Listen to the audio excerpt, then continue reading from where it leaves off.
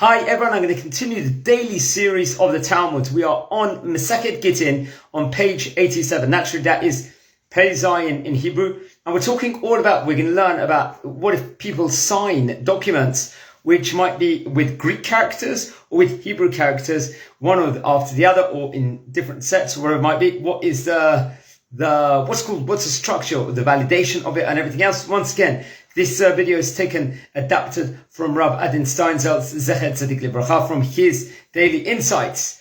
Okay, so for example, instantly, the Mishnah on our page over here is speaking about a situation where there were two kinds of which are written on a single parchment. It's going to be written on one parchment, one next to the other, and are signed by two groups, two different sets of Eidim over here.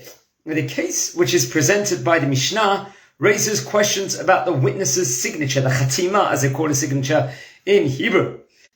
And in particular, within regards to, the issues of witnesses who sign in Greek, we're talking about here. Sorry about that, the connection went. According to the Mishnah, if we have two signatures in Hebrew, and that's one after the other, and then two signatures in Greek, also one after the other, that same sequence, each get would be fine over here. If, however, there was a mix between Hebrew names and Greek names, then the document is not going to be able to use. It's not validated. Okay, so why is this? The assumption appears to be that in the first case, one set of the witnesses is attesting to the get on the right, to the yamin, as they say in Hebrew, while the other set is attesting to the get, which is on the left, on the small.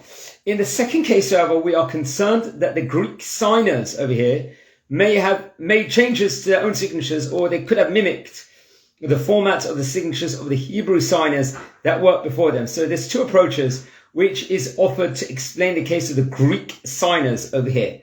According to Rashi, one of the commentators of the Gemara, all of the Eidim, or the witnesses, used Hebrew letters in their signatures, and the signatures of some of the people who signed the two Gittin continued onto a second line. The concern is that one of the Greek signers over there with those characteristics may have copied the same writing style from the Hebrew signers and switched the order of his name and his father's name over here while doing that. That's a concern. However, the Rambam is actually going to make a different suggestion, that one set of witnesses actually used Greek characters when signing their names. According to this approach, even though each name was written on a separate line, it was like a nifrad, there's a concern that one of the Greek signers may have tried to sign underneath a Hebrew signer, and due to the reverse order of the names, there is now one too many signatures under the get itself on one side of the parchment, which could be problematic. So this is an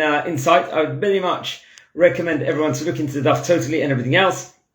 And just a tidbit, once again, from Rav Adin Steinsaltz, I would very much recommend everyone to buy and look at his Gemara set and everything else and his notes. So we're dealing with page Pei Zayin of Masechet Gittin. Wishing you all a fantastic day.